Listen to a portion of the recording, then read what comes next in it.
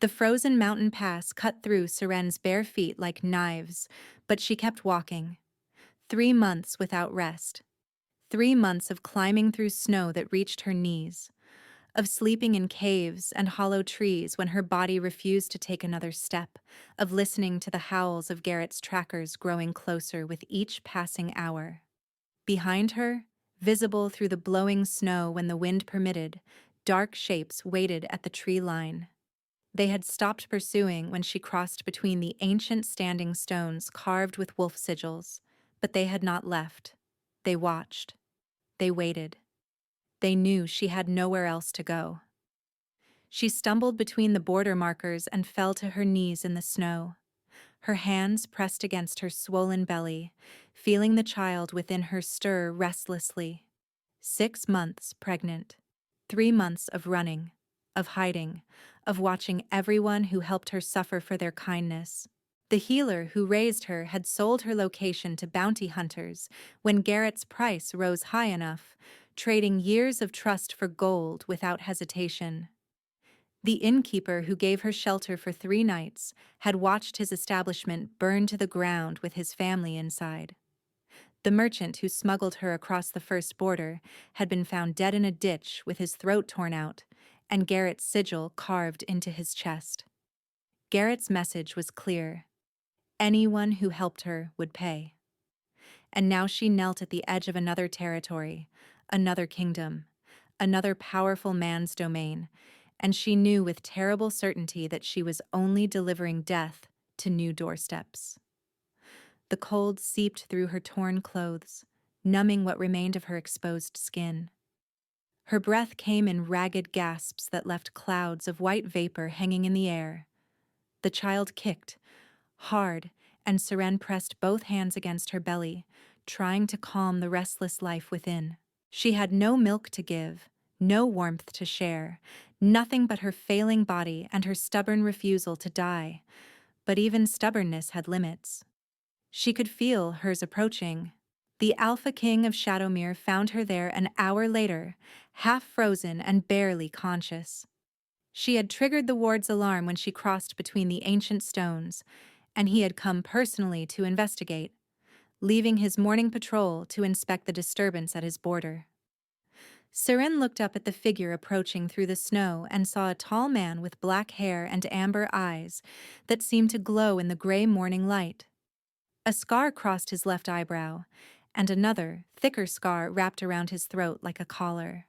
His hands were calloused and marked with old wounds. Everything about him spoke of violence contained, of power held in check by nothing but will. She flinched when he reached for her, scrambling backward despite the exhaustion that made her limbs feel like stone. The movement sent pain lancing through her frozen feet, but she barely noticed. Her eyes fixed on his hands, on the claws that could emerge at any moment, on the strength that could crush her without effort. Her first words were not pleas for help, but a warning, forced through chattering teeth that made the words almost unintelligible. He will come for me. He will kill anyone who helps me. Let me die here, or he will burn your territory to find me. The man studied her for a long moment, taking in her torn clothes, her bare feet bleeding on the snow, the obvious swell of her pregnancy. His amber gaze tracked to the dark shapes waiting at the tree line beyond the border stones, and something shifted in his expression. Recognition, perhaps, or calculation. She could not read him, and that terrified her almost as much as the violence she expected.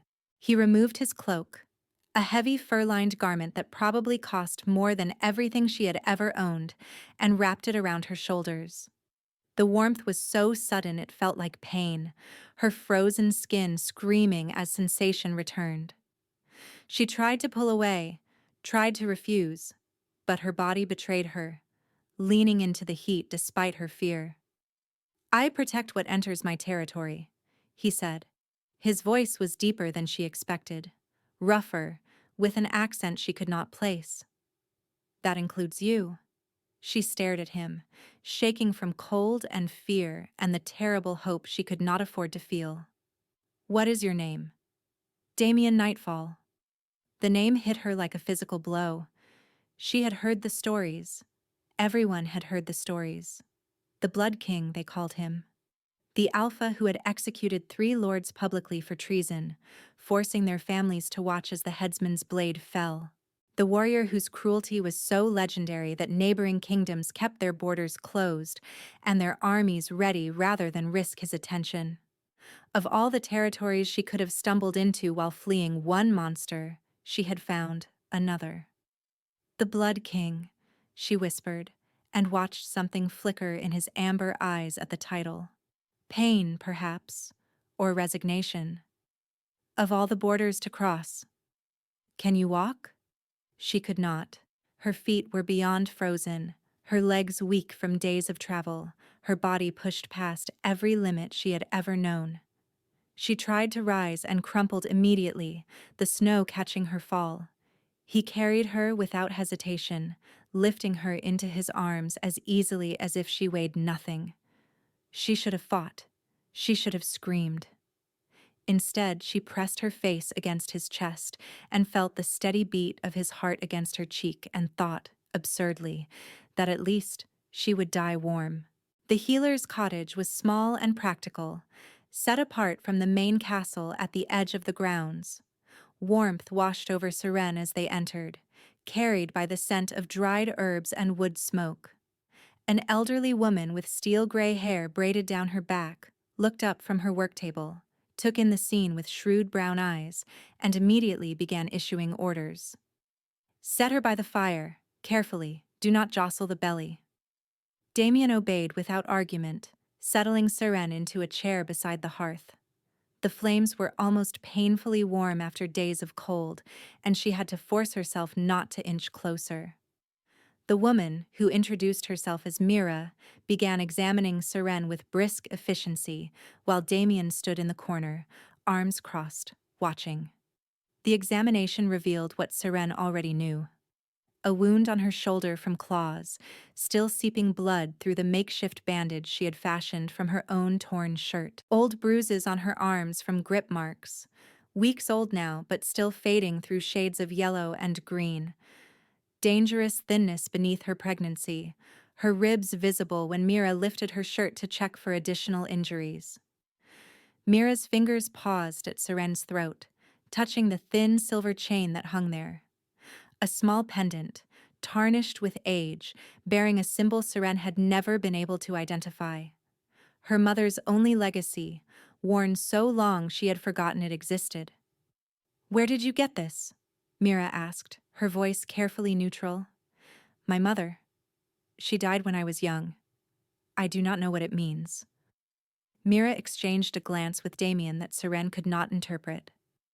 Then she continued the examination, her weathered face revealing nothing, though her eyes had grown sharper. "The shoulder needs stitching," Mira said. "The child seems healthy enough, though the mother has not been eating properly." "How far along?" 6 months. Seren's voice was rough from disuse. She had not spoken to another person in weeks, not since the merchant who smuggled her across the first border. "The father wants us both dead. I do not know why." It was a lie. She knew exactly why. But she could not speak the prophecy aloud, could not make it real by giving it voice. Damien's expression shifted at the word father, something cold settling behind his eyes like ice forming on still water. "Who pursues you?" The question hung in the air, weighted with implications. Seren hesitated, weighing the risks of truth against the dangers of secrecy. If she gave him a name, he might use it to negotiate, to trade her back to Garrett in exchange for peace or alliance. But if she stayed silent, he might grow suspicious, might decide she was more trouble than she was worth. Finally, she spoke the name that had haunted her for 3 months of flight, the name that appeared in her nightmares wearing a loving smile. Garrett Blackthorn. Recognition crossed Damien's face. Something sharpened in his gaze, predator assessing prey, though she could not tell if the predator was focused on her or on the name she had given. "The Blackthorn family has been causing trouble at our borders, skirmishes, raids, tests of our defenses."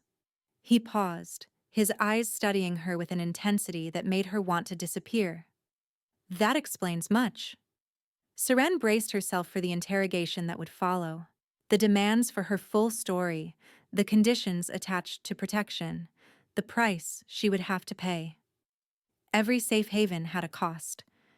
She had learned that lesson in blood and fire and the screaming faces of people who had trusted her enough to help. But Damien simply nodded and turned toward the door.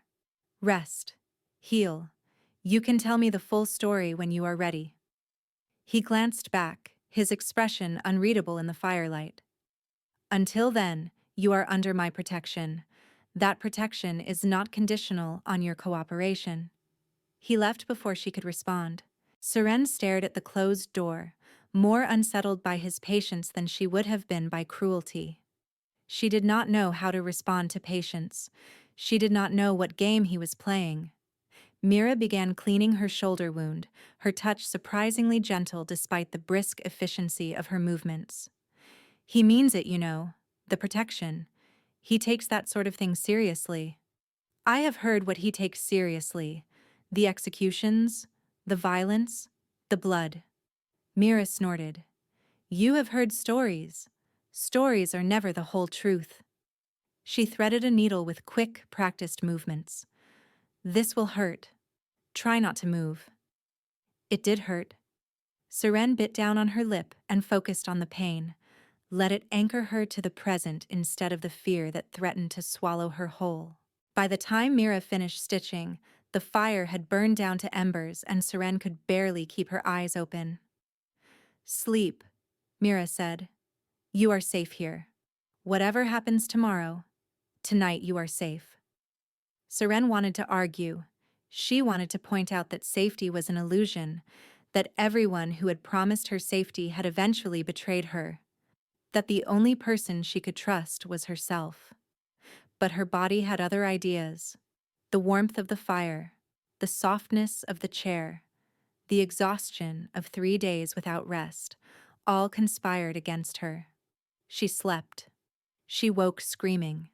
In the dream, Garrett's face had dissolved into Damien's, the two men blurring together until she could not tell who was reaching for her throat. The golden hair became black, the blue eyes became amber, but the violence remained constant, immutable. The only thing she could rely on in a world that had taught her to expect nothing else. Guards burst in with weapons drawn, their faces hostile and suspicious in the torchlight. Seren's terror spiked at the sight of armed men, and she scrambled off the chair where she had fallen asleep, pressing herself into the corner farthest from the door. Her hands wrapped protectively around her belly, sheltering the child from threats both real and imagined. Damien arrived moments later, still dressed from what must have been a late council meeting, his black clothes rumpled and his hair disheveled. He took in the scene with a single sweeping glance and dismissed the guards with a sharp word. They hesitated, clearly reluctant to leave their king alone with an unknown woman, but a second word, harder than the first, sent them backing out the door. Then he sat on the floor near the entrance, folded his legs beneath him, and waited. She did not know how long they stayed like that. Her huddled in the corner, shaking, her breath coming in gasps that she could not control. Him sitting cross-legged on the cold stone floor, making no move toward her, offering no words of comfort or demand. The fire had died to embers, casting the room in shadows, and the only sound was her own ragged breathing gradually slowing. In my dream, she finally managed, her voice cracking on every word, you were him. Damien nodded as if this made perfect sense. I am not him. But I know you cannot believe that yet. What do you need right now? The question caught her off guard. No one had asked her what she needed in months. Years, perhaps. She thought about it, genuinely thought, and realized there was only one honest answer. I need you to leave. He did, without argument or judgment or any sign that her request had offended him. She heard him station himself outside her door, speaking quietly to the guards who had returned. Not keeping her in, she realized, keeping others out. It was such a small thing, such a simple accommodation of her terror. It meant nothing. It meant everything. 3 days passed in Mira's cottage. Seren's feet healed slowly, the frostbite leaving patches of skin that would always be sensitive to cold. Her shoulder wound closed cleanly, leaving only a thin scar to join the collection she had accumulated during her flight. She ate when Mira brought food, slept when her body demanded it, and spent the hours between watching, always watching. She observed the rhythms of the castle, noted which servants seemed trustworthy, identified the exits and the guards' patrol patterns. Old habits from months of running, impossible to break even when her body screamed for rest. She learned that Damien visited the healer's wing every morning, checking on the wounded and sick. She learned that Mira had served in this castle for 15 years, arriving as a young healer and working her way to head of the cottage through skill and sharp-tongued honesty. She learned that the guards who watched her door changed every 8 hours, and that the youngest of them sometimes snuck her extra bread when he thought no one was looking. On the 4th day, a child was brought to the healing ward. Seren had been moved from Mira's cottage to a bed in the main wing, her pregnancy making the old healer cautious about complications. She watched through the curtain around her bed as servants carried in a small boy of perhaps 6 winters. His skin was mottled with a distinctive purple rash, spreading outward from a wound on his leg. Thornweed poisoning, slow-acting, invariably fatal, with no known cure. Except there was a cure. Seren's teacher, the healer who raised her before selling her to bounty hunters, had developed it herself. Moon blossom extract preserved in alcohol. Silver-infused water. Doses calculated by body weight, administered every 4 hours for 2 days. The castle's healers worked through the night trying remedy after remedy while the boy's mother wept at his bedside, but Seren knew none of their medicines would work. She approached the head healer and was dismissed. A refugee, an unknown, pregnant, and half-starved. What could she possibly know? She found Mira instead, described the cure in precise detail, and watched the old healer's face shift from skepticism to consideration. An hour later, Damien stood before Seren's bed.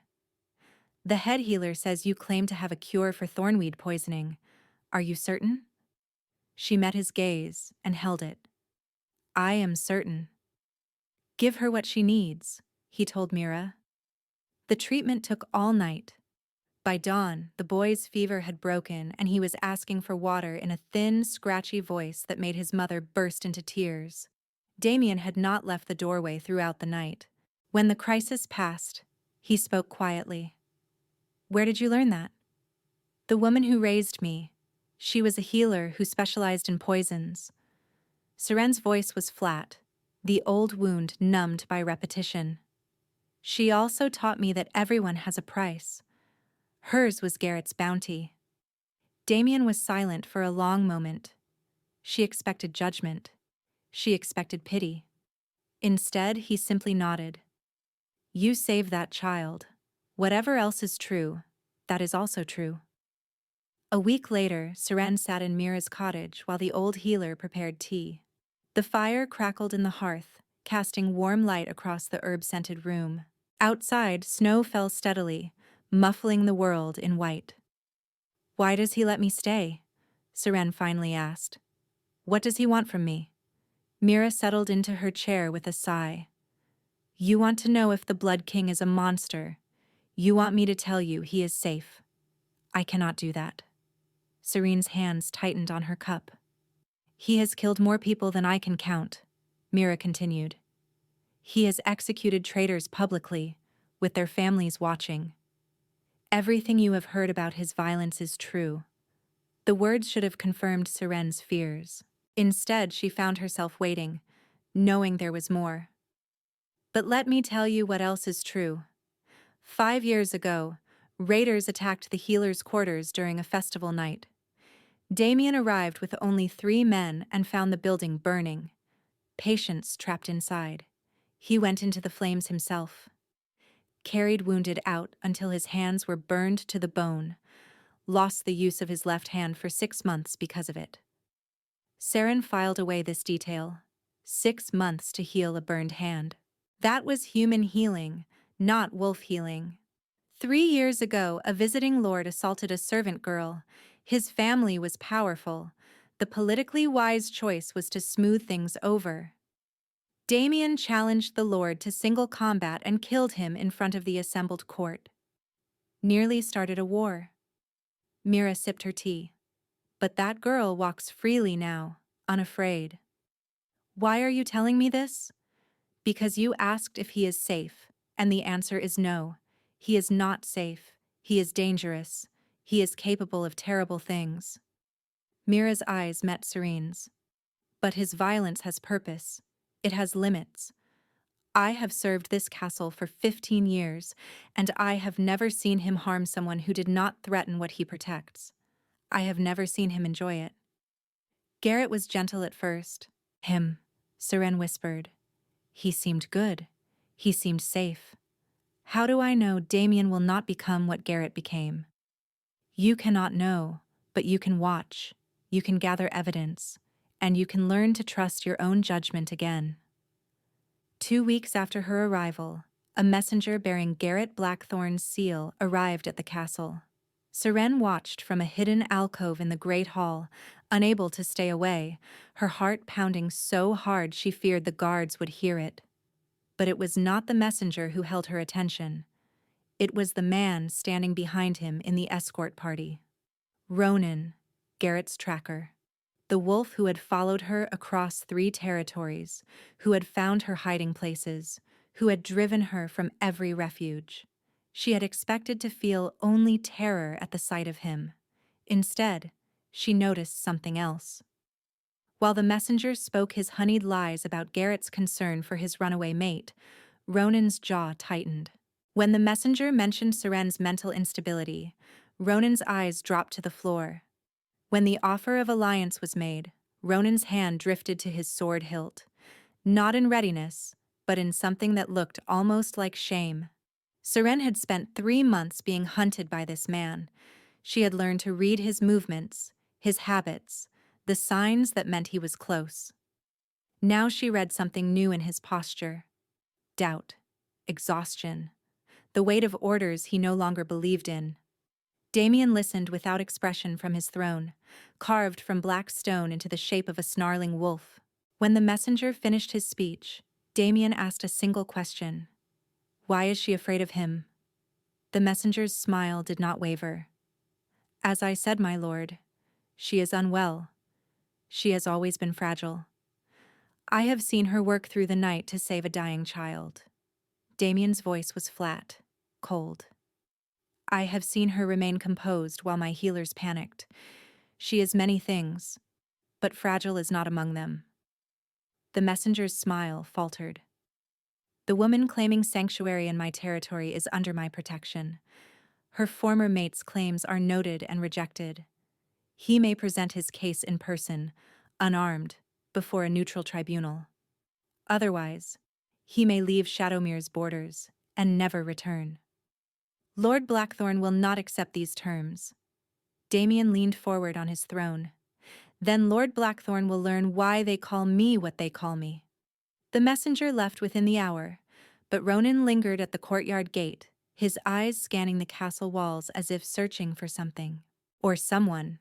Seren watched from her alcove until he finally turned and followed his party into the snow. He had believed her. Or he was beginning to.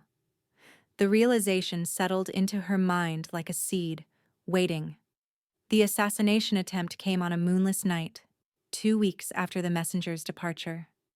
Seren could not sleep, her mind churning with fears and plans. She wandered the castle corridors, learning their layout, preparing for the escape she still half expected to need.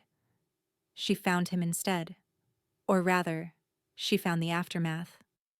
3 bodies lay in the eastern corridor, their blades coated with the distinctive purple sheen of wolfsbane. 2 were clearly dead. The third was dying slowly, Damien's claws embedded in his chest, and Damien himself swayed on his feet, blood running from a wound in his side, his face pale with pain. When he saw her, his first word was not a command or a warning, but a question. "Are you hurt?" She caught him before he hit the ground.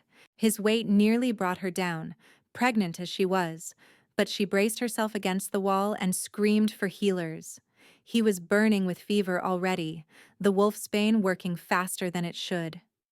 "You should run," he managed. "Garrett sent them. He will send more." "I am tired of running." The healers came, but the wolfsbane continued to spread. Mira explained quietly what Seren had already begun to suspect.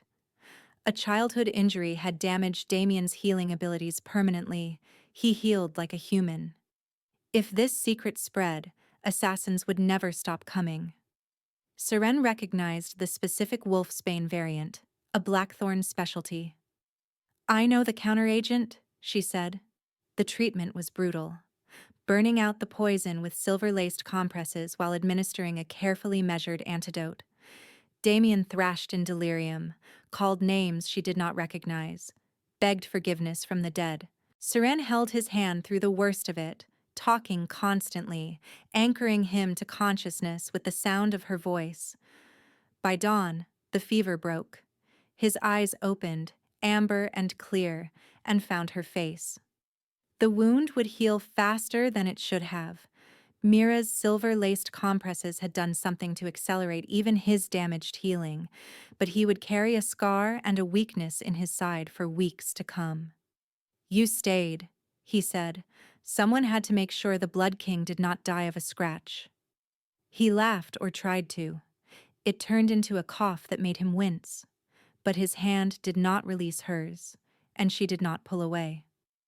3 nights later, both of them unable to sleep, Damien asked about the prophecy. He had pieced together enough from fragments, from the assassin's words before they died, from the symbol on the pendant Seren wore at her throat. Mira recognized it, he said, the mark of House Silvermist. They ruled the Eastern Territories before the Blackthorns destroyed them 3 generations ago, slaughtered every member of the bloodline they could find. Seren's hand went to the pendant, her mother's pendant. "I did not know. Your mother hid you, gave you to the healer, died keeping your identity secret." Damien's voice was gentle. "When Garrett realized what you were, what your child would be, he panicked. The Silver Mist prophecy says the child of moonlight and shadow will reclaim what was stolen." "Moonlight for Silver Mist," Seren said slowly, understanding dawning. "And shadow. Shadowmere. My line." He met her eyes.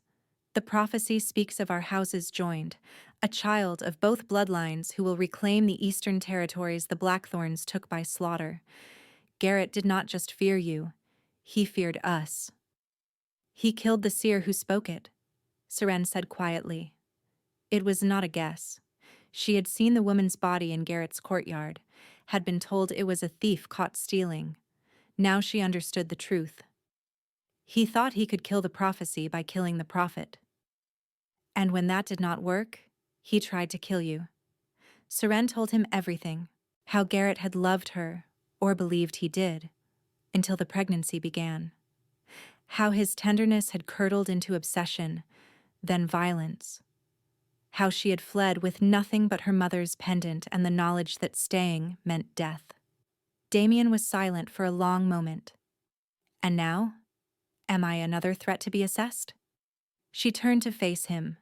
This man who had taken 3 blades to protect his people, who prayed for the souls of those he killed, who sat here weak and wounded and more concerned with her well-being than his own.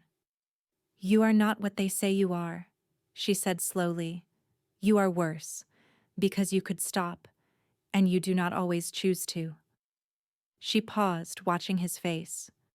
"But you could also be gentle, and you choose that too." Garrett never chose. He only wore gentleness like a mask until he did not need it anymore.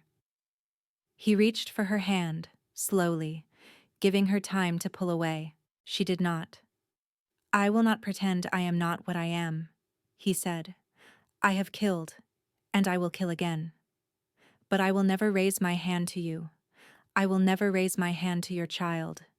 This I swear on my mother's memory. It was not romance. It was not safety. It was honesty about his nature and a boundary he would not cross. And somehow, impossibly, it was enough.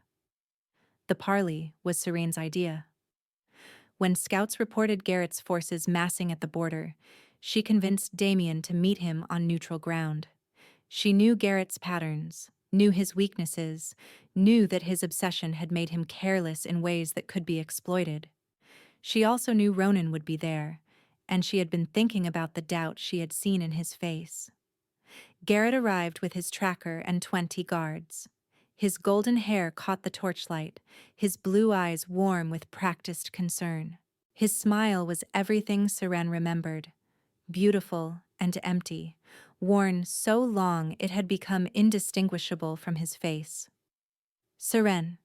His voice cracked with carefully manufactured emotion. Do you remember the night we met?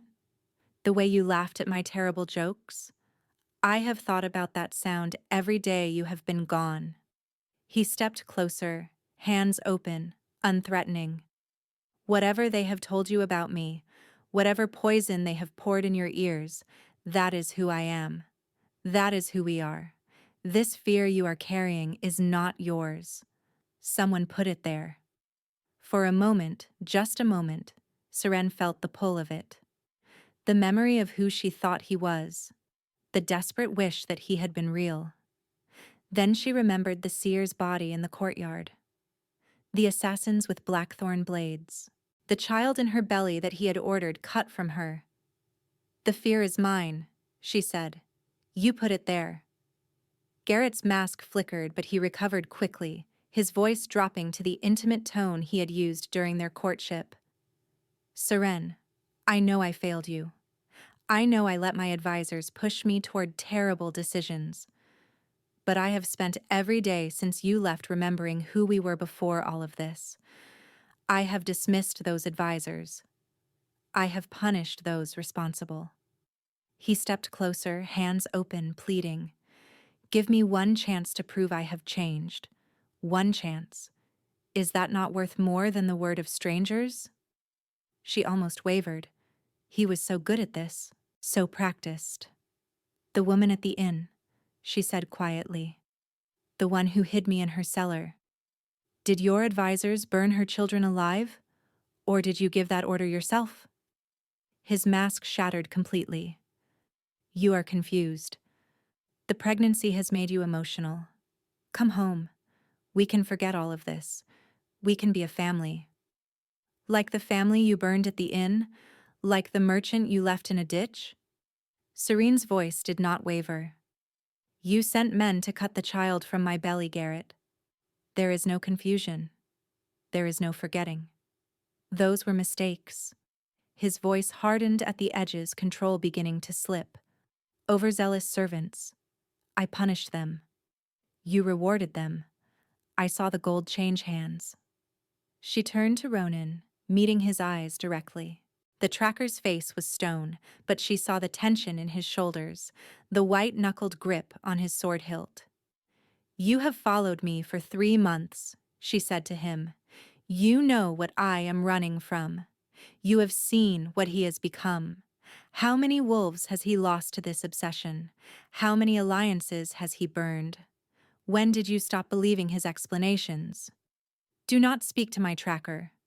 Garrett's charm had vanished entirely now, replaced by something cold and sharp. You have no idea what you are doing. I know exactly what I am doing. Seren raised her voice so every wolf in the tent could hear. The child I carry is prophesied to reclaim what the Blackthorns stole. That is why he wants us dead. That is why he killed the seer who spoke the prophecy. That is why he has been lying to all of you about a mad, delusional mate when the truth is that I am the last heir of House Silvermist, and my daughter is the reckoning he cannot escape. Silence fell. Ronan's expression shifted, the doubt she had glimpsed before hardening into something else. He turned to Garrett. You told us she was mad. You said nothing of prophecy. You said nothing of silver mist.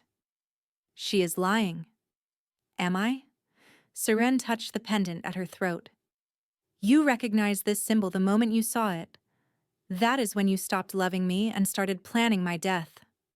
Garrett drew his blade. My lord. Ronan's voice was quiet but firm. I served your father for 20 years. I watched you grow from a boy into a man I was proud to follow. But I have also watched you become something else these past months. Something I do not recognize. Stand aside, Ronan. I cannot. The tracker's hand fell from his sword. I will not die for madness. Garrett's face contorted with rage. He shifted, his wolf form golden and deadly, lunging not for Seren but for Ronan, for the betrayal he could not forgive. Damien intercepted. Black Wolf meeting gold. The tent exploded into violence. Steel clashed against steel as guards from both sides chose their allegiances. Ronan whistled a command, and half of Garrett's wolves hesitated, then turned against their former lord. The careful lines of parley dissolved into brutal combat. Seren watched Garrett and Damien tear at each other, golden fur against black, old hatred meeting cold purpose. Garrett's claws raked across Damien's wounded side, and for one terrible moment Damien stumbled, his rhythm broken. Garrett pressed the advantage with a snarl of triumph. But Damien had fought through worse pain than this. She saw him absorb the blow, adjust, wait for the opening that desperation always created. She saw the moment Garrett's fury made him sloppy, the moment Damien's jaws found his flank and sent him sprawling. She had armed herself with a blade from a fallen soldier. 3 months of running had taught her where to put a knife, not with a warrior's skill, but with a survivor's desperation. When Garrett scrambled to his feet and charged blindly past her, eyes fixed on Damien, she did not freeze. She did not flee. She did not wait for rescue. She drove the blade into his side. The angle was wrong, the grip imperfect, but the blade sank deep enough to matter. Garrett stumbled, shock replacing rage. The prey had turned predator. He tried to rise, but Damien was already there, jaws closing around his throat. Not killing, holding. His amber eyes found Seren and asked a question. She approached on shaking legs, bloodied and exhausted, and 8 months pregnant now. She stood over the man who had haunted her nightmares for months that felt like years. She felt something she had not expected. Pity. I could let him tear your throat out, she said quietly. I have dreamed of it. I have begged for it in the dark. She crouched, bringing her face close to his terrified eyes. But I am not you. I do not kill because I can. You will stand trial. You will confess publicly. And then you will spend the rest of your life in a cell, knowing that you failed.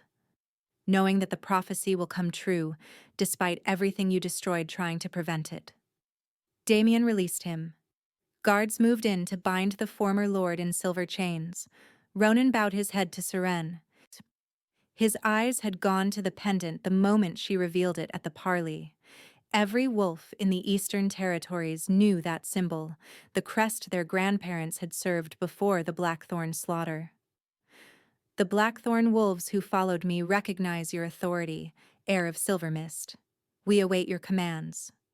She looked at the tracker who had hunted her across 3 territories, who had driven her through snow and fear and desperation. Why? Because I served his father, Ronan said simply, and his father would be ashamed of what his son became. The wedding took place 3 weeks later in the Great Hall of Shadowmere Castle. Banners of both Nightfall and Silvermist hung from the vaulted ceiling. 2 houses joined for the first time in a century. The union was political necessity as much as personal choice. Seren's Silvermist claim needed Shadowmere's military strength, and Damien's kingdom needed the legitimacy her bloodline offered in the Eastern Territories. But politics had only opened the door. What walked through it was something neither of them had expected to find. Diplomats from distant kingdoms had traveled weeks to witness the unprecedented alliance. Seren stood beside Damien before the assembled court, her belly enormous with the child now weeks from term. She wore a gown of silver and black, the colors of both their houses, and her moonlight hair was crowned with winter flowers. The pendant at her throat had been cleaned and polished, its silver mist crest gleaming in the candlelight. She thought about the journey that had brought her here, the frozen mountain pass, the terror of those first days, the slow accumulation of evidence that had taught her to trust again, not blindly, but with her eyes open. The ceremony was not a mating forced by biology, but a partnership chosen freely. Damien spoke vows that were his own. I do not offer you safety, for I cannot guarantee it. I offer you truth, partnership, and every violent skill I possess in defense of what we build together. I offer you the knowledge that I will never pretend to be other than what I am. Seren spoke vows that were hers. I do not offer you blind trust, for I cannot give it. I offer you earned trust, built day by day, and the knowledge that I chose to stand beside you when I could have run. I offer you the understanding that I see what you are, and I choose you anyway. Mira wept in the front row. The gathered nobles did not understand the weight of these words, did not know the journey that had brought two broken people to this moment of deliberate choice. That night, alone in chambers that had become theirs, Seren felt the first contractions begin. The child comes, she said. Damien took her hand, the same hand he had held through fever and battle and revelation. Then we welcome her together. The labor lasted through the night. Mira attended, her weathered hands steady and sure, while Damien paced and worried and tried to be useful in a situation where his skills meant nothing. Seren held on to his hand through the worst of it, anchored by his presence the way she had once anchored him through poison and delirium. As dawn broke red and gold over the mountains, a cry pierced the silence of the castle. Strong, fierce, alive, a daughter. Hair like moonlight, the same silver white as Seren's. Eyes that would be violet when they opened, the mark of the silver mist bloodline finally emerging from hiding. The child of prophecy, born not to destruction, but to restoration. Mira placed the baby in Serene's arms, and for a moment the world contracted to nothing but this weight, this warmth, this impossible miracle she had carried through terror and flight, and the slow rebuilding of her shattered trust. Damien sat on the edge of the bed, his amber eyes soft in the dawn light. All the violence contained, all the power held in check by love. He reached out one careful finger and the baby's tiny hand closed around it. She is perfect, he said. Seren looked at the light streaming through the window, at the man she had chosen, at the child she had nearly lost 100 times. She remembered kneeling in the snow at Shadowmere's border, certain she was delivering death to another doorstep. She had been wrong. She had delivered something else entirely. Damien's hand found hers, warm and scarred and gentle. The baby slept between them, breathing soft and steady. Outside, the castle stirred to life, guards changing shifts, servants beginning their work, a kingdom waking to its first morning with a new princess. She was still learning to trust. She suspected she always would be. But for the first time in longer than she could remember, learning felt like something worth doing. What will you call her? Mira asked from the doorway. Seren remembered the frozen mountain pass, the moment she had knelt in the snow and felt her stubborn refusal to die waver for the first time. She remembered the first glimpse of golden amber eyes, the first moment of impossible kindness, the slow accumulation of evidence that had taught her to believe again. Hope, she said. Her name is Hope.